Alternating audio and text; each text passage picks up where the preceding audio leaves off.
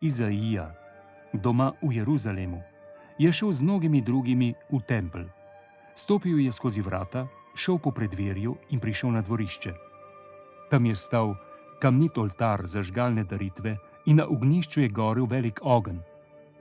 Leviti so peli psalme Gospodu Bogu na čast in ljudstvo je odpevalo. Izaija je molil in prepeval z mnogimi, ki so bili prišli k daritvi.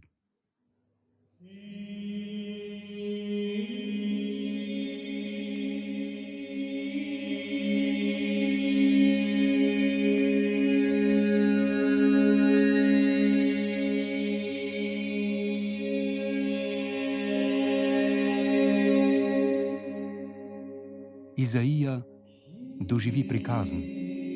Vidi Gospoda na visokem in vzvišenem prestolu. Vlečka njegovega kraljevskega oblačila se razprostira po vsem templju. Nad njim plavajo angeli. Vsak ima 6 peruti.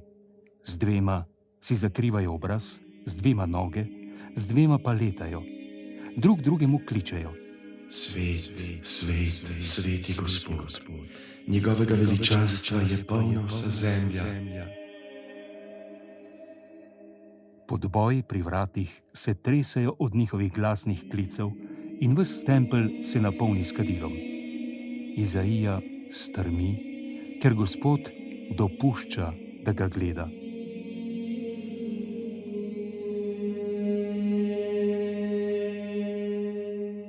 Gorje mi, izgubljen sem, kajti sem človek z nečistimi ustnicami in prebivam med ljudstvom z nečistimi ustnicami.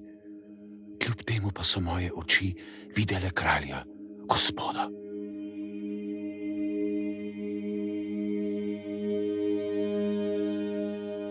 Tedaj prileti k njemu eden izmed angelov. V roki drži žareče oglje, ki ga je vzel s kleščem iz oltarja. Z ogljem se dotakne njegovih ustnic.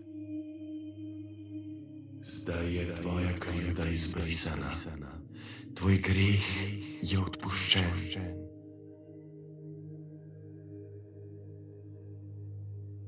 Potem Izaija zasliši Gospoda.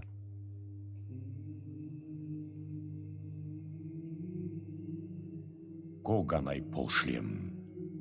Kdo pojde za nas? Tukaj sem, Gospod, mene pošlji.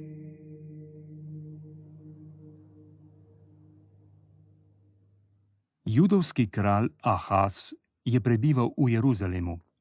Naročil je, da so postavili kipe malikov in tudi sam je daroval lažnim bogovom. Celo lastnega sina je daroval bogu Molohu. Za kazen je Bog dopustil, da so ga premagali sovražniki, vendar se Ahaz ni spreobrnil. Nekoč sta kralj iz Damaska in izraelski kralj krenila z vojsko proti Jeruzalemu, da bi mesto oblegala in osvojila.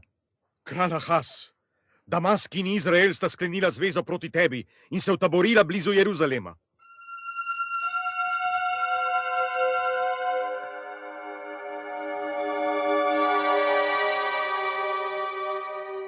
Kralj zaradi strahu in nemira ni več vzdržal v palači. Šel je ven, da bi pregledal, če je vodovod v redu, saj mora pri obleganju oskrbovati mesto z vodo. Čeprav so bili kralj in mnogi ljudje hudobni, Bog ni zapustil mesta. K kralju je poslal preroka Izaija, ki je šel s sinom na vodovodno cesto. Tam, kjer prihaja vodovodna napeljava iz zgornjega ribnika, naleti na kralja.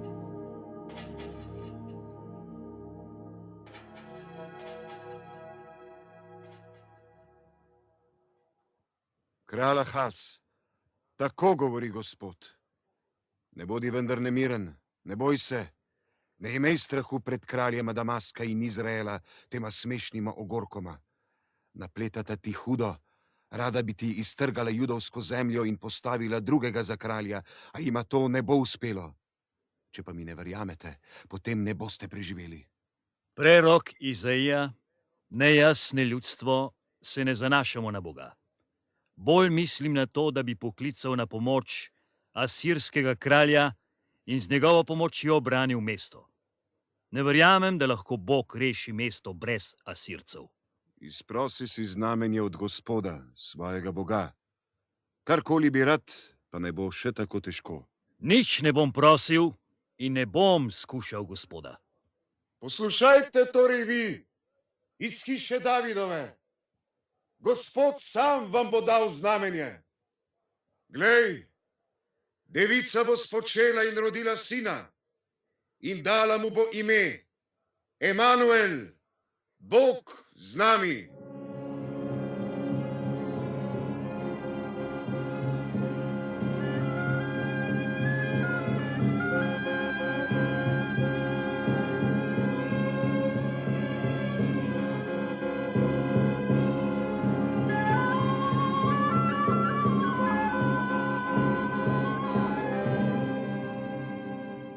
Ko sta oba sovražna kralja oblegala mesto Jeruzalem, sta se hotela kralj in ljudstvo bolj zanesti na asirsko pomoč, kakor na Boga.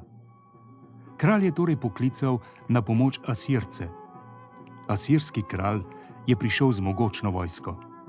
Premagal je ne samo kralja iz Damaska in Izraela, temveč je zasedel vso judovsko deželo in naložil velike dajatve. V deželi je zavladala tako strašna stiska, kakršne ljudje že dolgo niso doživeli.